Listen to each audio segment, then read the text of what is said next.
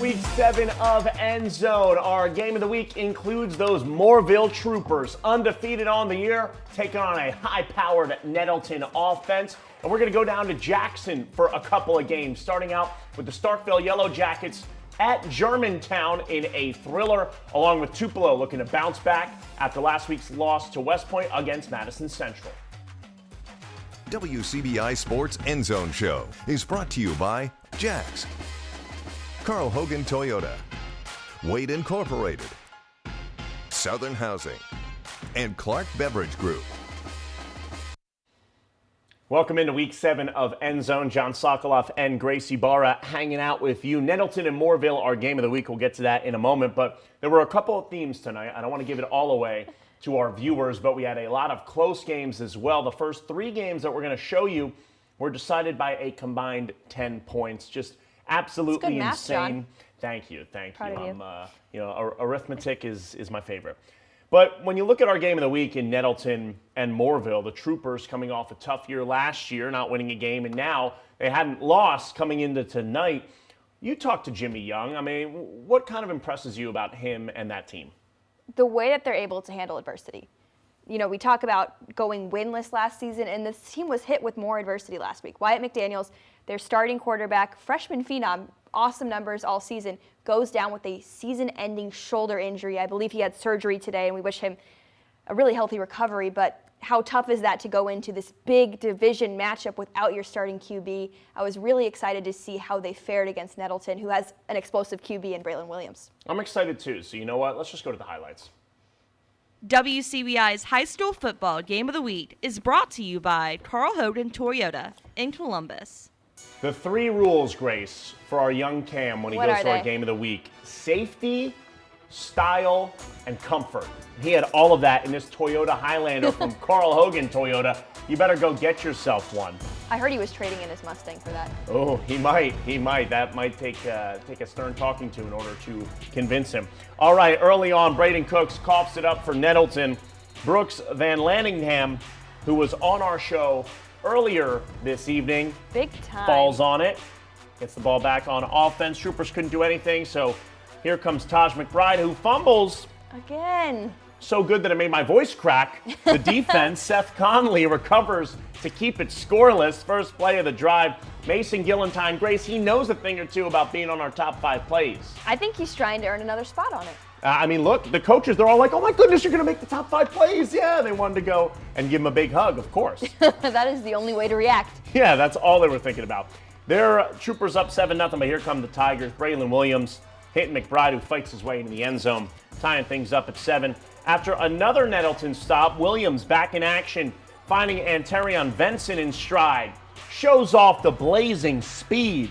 70 yards, Grace. Man. First lead of the game, 14-7 Nettleton. There's John Special. Keith. Never satisfied until that final horn sounds. The sophomore is so special. Williams, I mean, look at that. He can sling it. Unreal. Right into the bucket. Doesn't get much easier for Gavin Pargo. That's a 14-point lead now for Nettleton, 21-7. Just before the half, Nettleton keeps piling it on. After a long drive, Hooks punches it in from 2 yards away to go into the half with a 28-7 lead. Mooreville never gave up. The Troopers storm back. Nate King takes the handoff after misdirection for the score. Nettleton still leads 35-28 with less than 4 minutes to go. Jimmy Young's kids don't give up. No, they don't. 4th and goal. Down 7. Nettleton comes up with the stop right at the goal line. A tough scene. Nettleton wins a great game, 35-28. Out to Germantown. Let's go down to Germantown. Starkville made the trip down south. Early on, Germantown having no trouble moving the ball. Johnson taking the direct snap. He finds the end zone. Mavs go up 7-0. That was a 68-yard drive. Starkville would answer, though. Trey Petty finds Cortland Cooper, and that'll tie things up at 7. Germantown with a little bit of trickery. Johnson takes the direct snap. Jump throw to a wide open tight end, Daryl Gross. He was listed as a defensive lineman, but look at him go 60 yards to the end zone. Jackets again, though. They have an answer, and it is Cortland Cooper. Yet again, takes the handoff, dives in for the touchdown, but they miss the extra point after, And, John, that would loom pretty large because Germantown wins 34-33, pulling off that upset over Starkville. You did some foreshadowing there, I could tell. That was I good know. on your part. Tough loss for the Jackets. They'll bounce You heard back. my voice get sadder there. That's right. Tupelo, Madison Central, some more 7A. Golden Wave can't come up with a clean return there. Madison Central recovers. The Wave defense holds. Glenn Singleton on the run. Brought down by Damari Burton. Jags had to settle for a field goal. Second quarter now. Tupelo punting. We had messiness on the Tupelo receiving end. Now Madison Central. Oh, not a muffed punt. A muffed punt indeed it was. Good for the Golden Wave. But the Golden Wave were able to capitalize on that field position here. Jeremiah Harrell on the keeper to the outside, in for the touchdown. 7-3 Tupelo. Ty Harden loves it, his team's intensity. Then the Golden Wave go for a field goal. At the end of the half, it's blocked. 7-3 at halftime, but Tupelo wins at Madison Central 14-12 and bounces back from last week's loss to West Point. Big special teams. No doubt. Big time. Look, you got to win all three phases, right? You're Oxford so right. knows that too. The Chargers beat Horn Lake 28-14. The Columbus Falcons fell at Callaway. Bunch of Jackson games, man. We were not kidding. 36-8. And how about we go out to Saltillo? I heard you Tigers? wanted some Thursday night I football, did. so I I did. ordered you some Thursday night football. Thank you. Thank Division you. I'm not gonna pay the delivery charge, but it's all right. Battle of the Tigers. Making a great defensive stop there, but South Panola later punched it in. It's 28-0. Saltillo first series of the second. Keyshawn Robbins bowls ahead for some really tough yards. Again, it's Robbins picking up a first down for Saltillo. The Tigers, what are they going to do? Give it to Robbins again. This time, he stopped. On third down, quarterback Samuel Tice Timmons looking, rolls out, tries to find a receiver, and that pass just falls incomplete. So it was a tough night overall for Saltillo, all South Panola. They shut out Saltillo 42-0. Tough one for the Tigers. All right, Corinth and West Point. Early on for the Green Wave, up 6-0. Cam Randall punching it in from a few yards out. Chris Chambliss and company go up 12-0. They end up going for two. Why not? And look, when you're going for two and you've got a elite player who's committed to Florida, you just give him the ball, and that's Caden Daniels Give it right to the here. Gator. Easy money. No chomp. No chomp. We were on chomp watch after the last couple of weeks. I know you like when they do the chop. I do. On this play, I mean, I figured we might get it. I thought he was going to be down No 10 yards knees earlier. down. None. He just shows how tough and resilient he is. Gets a big gain. Band is loving it. The fans were loving it. And then Quinterin Tillman-Evans. He's a finishes force. Easy money. A force, but makes it look easy. 20-0 West Point. They win big, 49-14. More scores. Pontotoc, top New Hope in Columbus, 37-13. Clarksdale beat Lafayette 34-24. And let's go out to L-Town, Grace. What's L-Town? Louisville. of course. Louisville, recently dubbed by John Takala. Yes. That's right. Second quarter, Louisville up 17-0 on Kosciuszko. Jalen Jordan gets the handoff around the left side, picks up a nice run.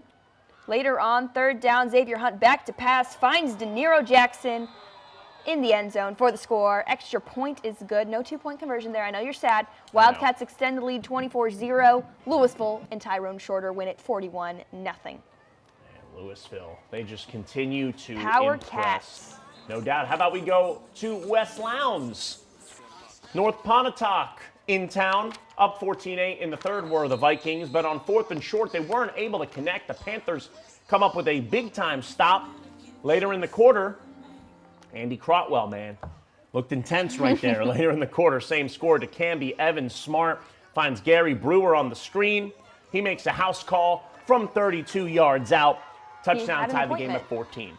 He had an appointment. He did. And now West Lowndes want to have another appointment with the end zone to have a two-point conversion with the game tied at 14. A little bit of a gutsy play there, but right up the middle goes Cam Evans to go up 16-14, but the Vikings end on a 15-0 run to win it 29-16.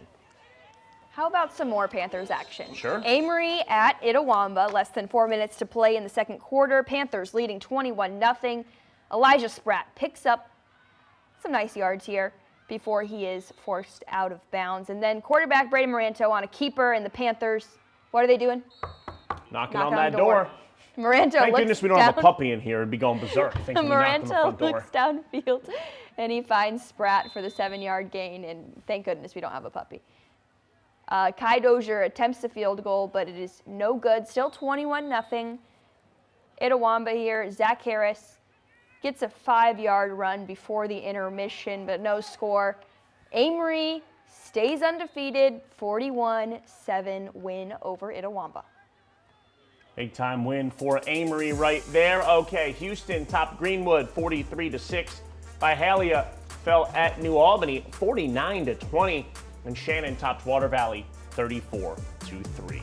All right, coming up next here on EndZone, the Choctaw County Chargers looking to make a statement against Aberdeen at home.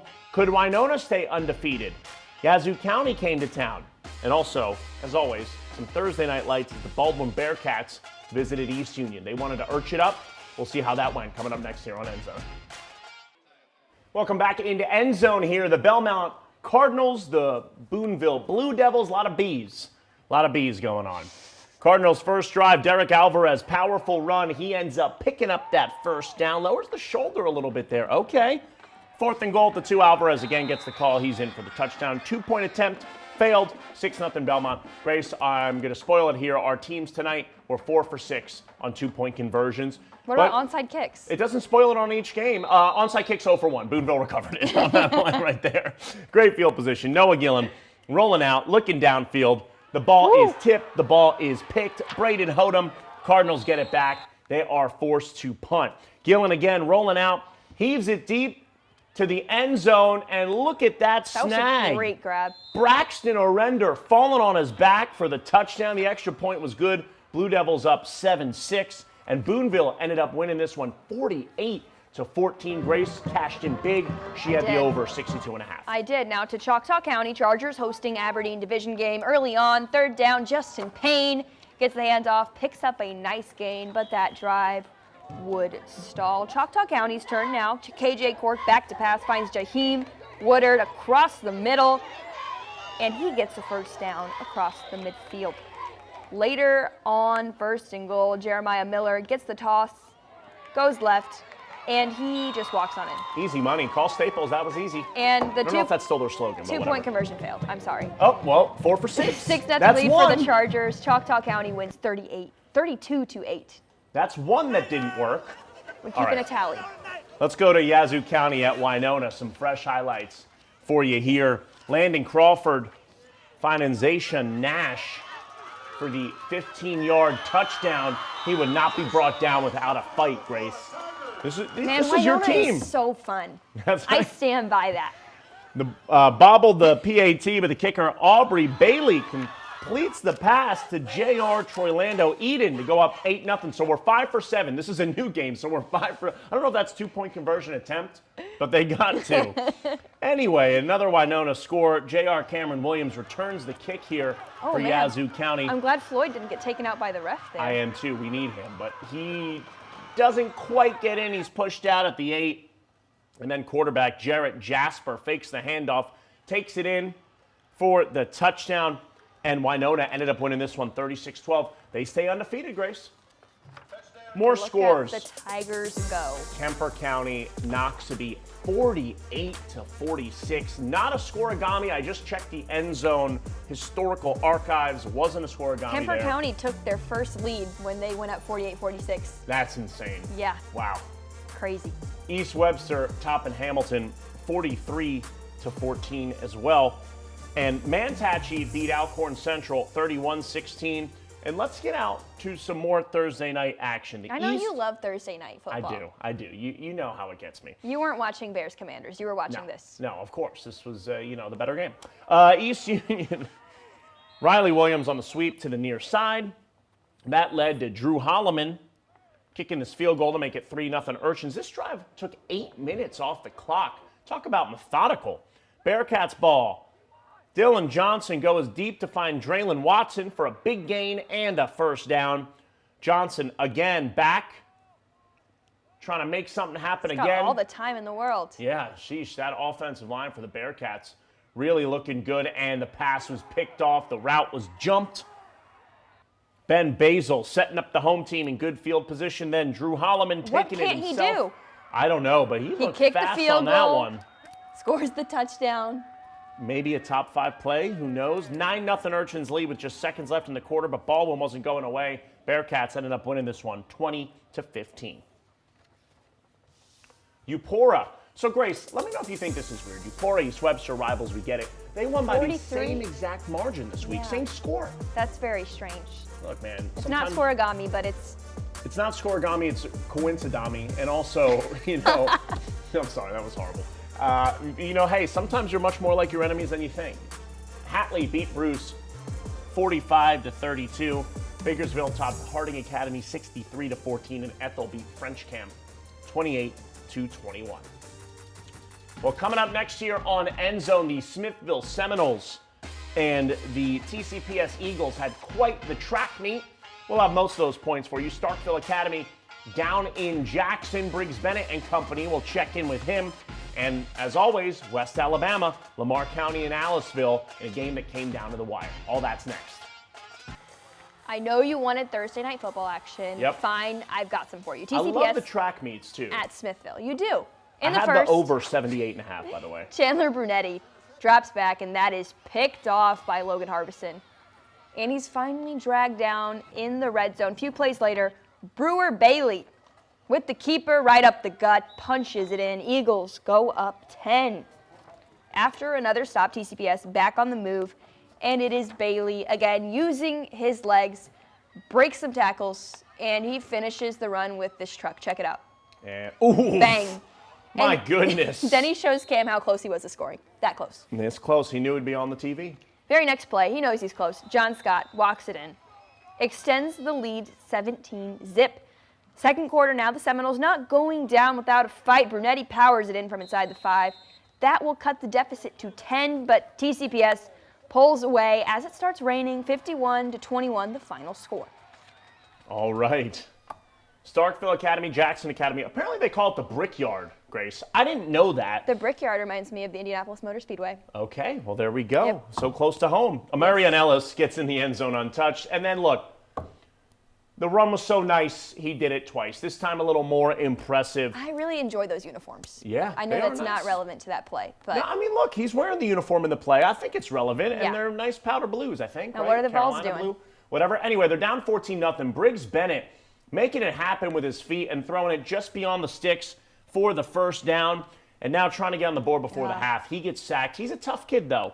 We've learned that this year. We've known it, actually, since he's been on Starkville Academy. Not giving up yet. Bennett tucks it, takes off, picks up some nice yards before he's brought down, but it was all Jackson Academy. Grace winning 29-7. tough loss. Back to Now- L-Town we go. To Winston Academy, it is homecoming. Third quarter, Central Hines Academy down 14-0. Brady Clark gets the snap, rolls to his right, finds Kason Mackey in the corner, makes a man miss, and he is in the end zone. 15-yard score. Extra point is good. No two-point attempt, I'm sorry. That will cut the lead to 7. Winston Academy's turn now. Third down. Holder Tidwell finds Savorian Miller in the corner, and he picks up the first down. Later on, Omar Scott gets the handoff up the middle. Nice gain on the run, but that drive stalls out. And Winston Academy would end up falling to Central Hines Academy 16-14.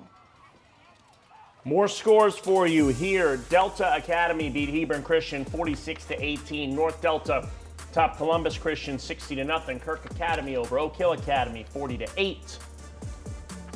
Heritage falling at Magnolia Heights 42-21, and Calhoun Academy topped Marvel Academy 50-6.